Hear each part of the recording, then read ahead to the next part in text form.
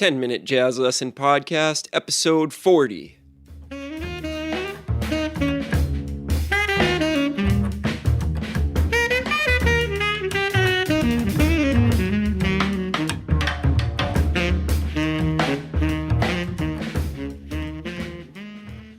Hey everybody, and welcome back to another episode of the 10-Minute Jazz Lesson Podcast. My name is Nick Manella, and I'm the creator and host of this show, where we give you a short and informative jazz lesson every single week. Before we get going today, I just wanted to mention that we would really love it if you guys could take a few minutes of your time and go and leave us a rating and review on iTunes. And also make sure that you hit subscribe so that you get every single episode every week delivered right to you so you can listen to it right away. So this week we are going to be doing a part 2 of our Diminished Chord series. Last week we talked about, figuring out the diminished chord tones. We talked about how after a certain point they actually repeat themselves. So in essence, there's really only 3 diminished chords, and then everything else is just a repeat of those notes starting on a different root. So if you haven't listened to last week's podcast, make sure you go back and you check it out. That'll really be the starting point for the material that I'm going to present to you this week, where we're actually going to get into scales. Obviously, those are a little bit more complicated than just talking about the chords, because it is actually 8 notes as opposed to 4. So just make sure you go back and you get your chord tones down, work on the PDF from last week, and then jump into this week. All right, so let's get into it. So today we want to talk about the diminished scale, all right? So we know that a diminished chord tells us that we have 1, flat 3, flat 5, and double flat 7. But what scale goes along with that? Because we all know that playing a good jazz solo is always a combination of chords and scales. So we want to have both sides of the coin available to us so that we can kind of give our solos a little bit of variety. So the scale that goes along with the diminished chord is called the whole half scale. And it's very literal. It's a series of whole steps followed by half steps. So again, let's take a C diminished chord is going to be our model before we put it in all 12 keys, because it's sort of the easiest key to understand. So if we take a C major scale, not a C major scale, if we take a C diminished chord and we actually just start on C and go up in a series of whole steps followed by half steps, we get our diminished scale. Now, those of you that have been listening to the podcast for a long time or are fairly well versed in jazz improvisation will realize that this is the opposite of what we call the diminished dominant scale. And if you go back and you dig through all the past episodes, you're going to find a couple of episodes that are all about the diminished dominant scale. Now, the diminished dominant scale is half whole. So it's the flip side, the reverse of this scale. So if you're already familiar with that scale, this should actually be pretty easy for you, because it's the same pattern of notes. We just start it off differently. So what I'm going to do for example number 1, and this will be example number 1 on your PDF, which you can find at 10minutejazzlesson.com, find episode 40, and you'll be able to download the PDF if you're new to the podcast. Okay, it's always free, and it provides great resources for you to practice all this stuff. I have it all laid out for you. So what I'm going to do for example number 1 is I'm simply just going to play a C diminished scale so that you get the sound of that scale in your ears. Here's what it sounds like.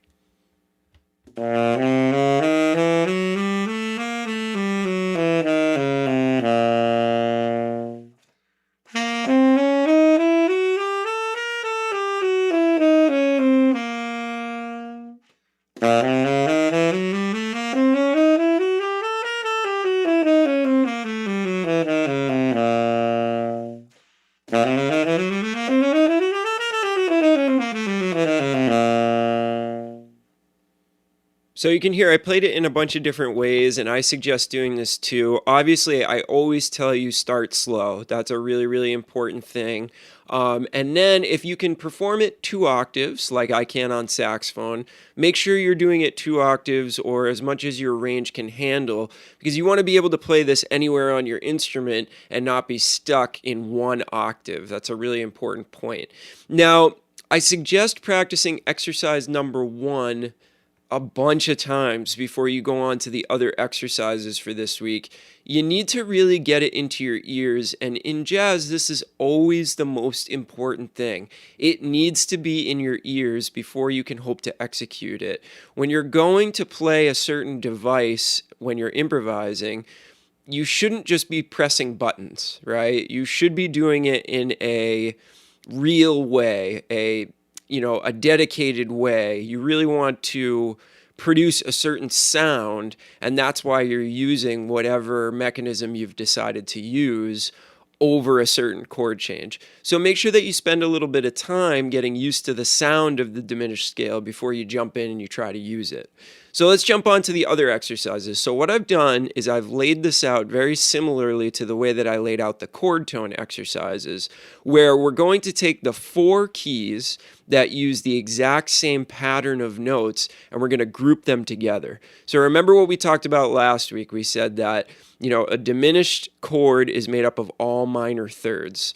So we'll use C as an example because that's the first one on the sheet. So the C diminished scale is exactly the same as the E flat diminished scale, which is the same as the G flat diminished scale, which is the same as the A diminished scale.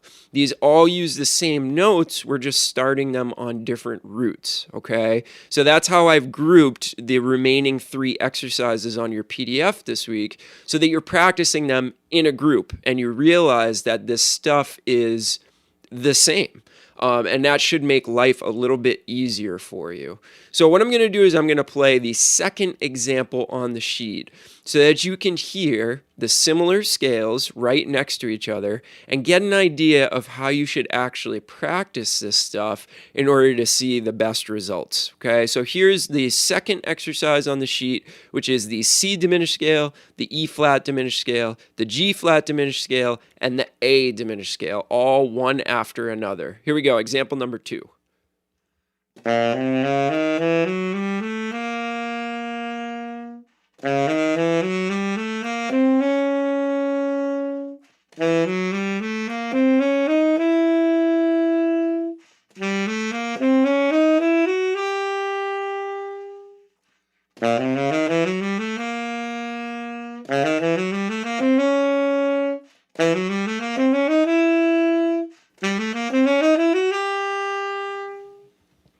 So you can hear what you're getting with that exercise. You are practicing the same scale, but you're hearing it start on different roots, and you're also practicing the pattern from different notes, which is really, really helpful.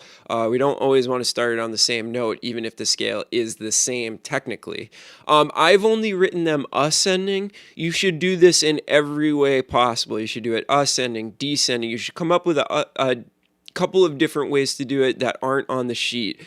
You could learn this scale in thirds. That would be really, really helpful for you. Come up with some creative ways to do this in different ways than what I'm giving you. Really, I'm just trying to get you started. So make sure that you're taking care of business on your end and you're practicing it in a whole bunch of different ways so that when you use this stuff, it sounds great. So last thing today, last week I gave you a great place to actually plug all of this material in, and that is on the blues sheet that's included in last week's PDF. So I wanted you to go through and practice your chord tones on that sheet. Make sure you go back through and you practice your diminished scales over the blues, over measure 6, where you see that diminished chord. Or also you can just find another jazz standard or tune that utilizes diminished chords. Make sure you put this stuff into action, right? It's all well and good to practice this in your practice session, but make sure that you're actually applying it to what you'll be doing in real life, or you're not going to get all that you can out of this.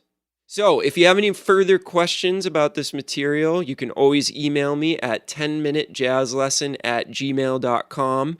And also go to our website, 10minutejazzlesson.com.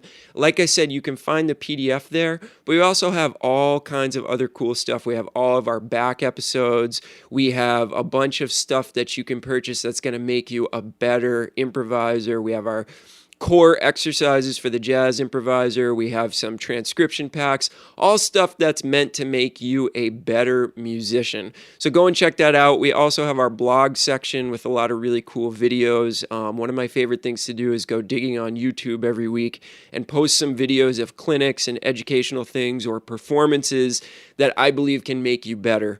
So there's a lot of stuff to dig into there. Make sure you go and check it out. Also, we really, really welcome your donations, whether it be $1 a month or $100 a month, whatever you feel this podcast gives you in terms of value.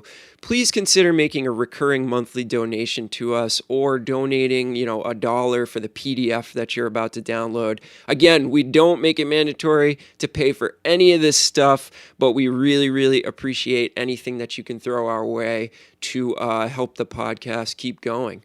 All right, everybody, we will be back next week with a brand new episode. Hope you enjoyed this one. Remember to email me some questions and comments and go on iTunes, leave us a rating and review, and hit that subscribe button. All right, hope everybody has a great week. We'll see you next time.